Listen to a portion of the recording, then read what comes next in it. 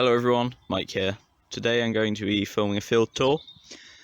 I haven't done a proper video in the field for quite a while, or in the greenhouse.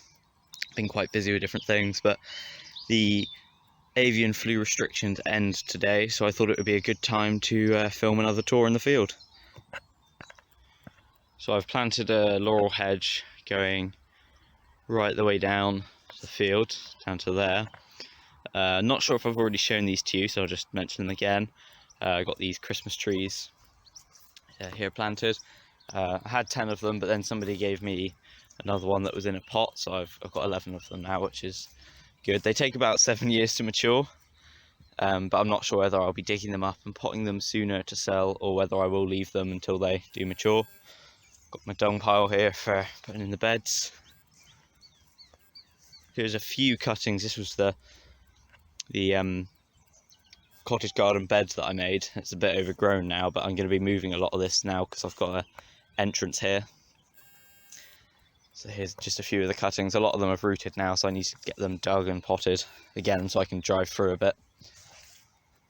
I've made a few little raised beds just out of some digger tracks. Literally just filled them with some soil and planted a few bulbs and things like that in it. And then the same with this one. I got my Sweet Williams that I planted last year. They were just like at the end really, so I thought I'd just plant them here because I didn't have anything to lose, and they're all doing really well now, so I'm glad I planted them.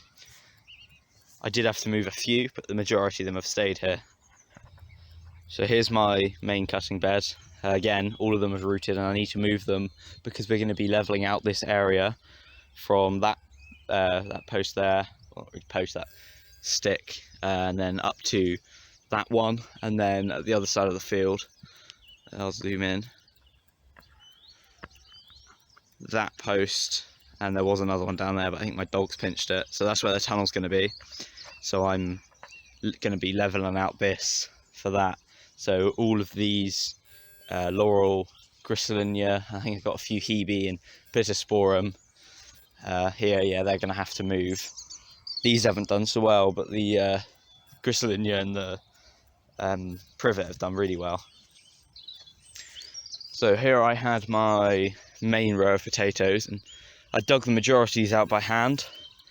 But then the other day, we dug out an old Fergie cultivator, so I just put that on the one of the old universals because we needed to pressure them up a bit anyway. So I just come along and just went over it a few times. I think it was to about there, I think.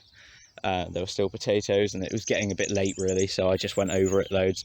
I probably missed a few, and as they come up I'm gonna have to pick them up, but this is going to be leveled out anyway, so it doesn't matter. I just wanted to get them harvested so that it wasn't wasted. At the bottom of the field I had quite a lot of Sweet Williams again planted that I just didn't really have anywhere else for them, so I've dug all of these up to move them. I've moved the majority of them, but I still got a few left. And then I've had to dig up about half of the dahlias in the ground, and despite not lifting them, pretty much all of them did form some tubers, and they've been left out a little bit too long. I've had them out here for a couple of days now, so I've just got to find the time to plant them. But then these dahlias from here are all going to be left in. I'm probably going to plant the rest of the dahlias along here, I think, or I'll do it on this side because there's nothing really in here apart from a few carrots, but I'm just going to pick through those because I didn't actually think I'd have had any carrots in here, but a few of them have managed to grow, which is good, but they're only tiny, they're not really. I might just take a few, and any that are good I'll eat, and then the rest I'll just put on the compost heap, I think. So there's not much on this bed, there's just a few vegetables along here, and the old cabbage. I think this is the only one that's any good. Never actually managed to grow cabbage. It's typical because I'm going to have to move this by the end of the week because it's within where we want to level out. I've got a few leeks here as well that I'm going to have to harvest, and just a few things I've got to move, but the majority of this I have just let go because I knew it was going to be used. And then this bed I just I don't even remember what I had on this. I think I had daikon radish in here, so I've just taken all those out and then just put some straw on top to stop the worst of the weeds, but of course they have still managed to come through. So the chickens are quite excited today because it's their first time that they've been properly out. I've got a few leeks and onions here that I've just planted. I literally bought the leeks just from, not the leeks, sorry, garlic. I've literally just bought them from Tesco. They're like 25p per clove. So here are the chickens. I've built 3 houses for them. These 2 over here completely for scratch. I've got 4 black pekins in this one, and I've got 2 light Sussex hens, a light Sussex cockerel, and a silkie in this one. But then this one, it was built out of another house. I've just added parts onto it to make it stronger, and I've got 3 new chickens in this one.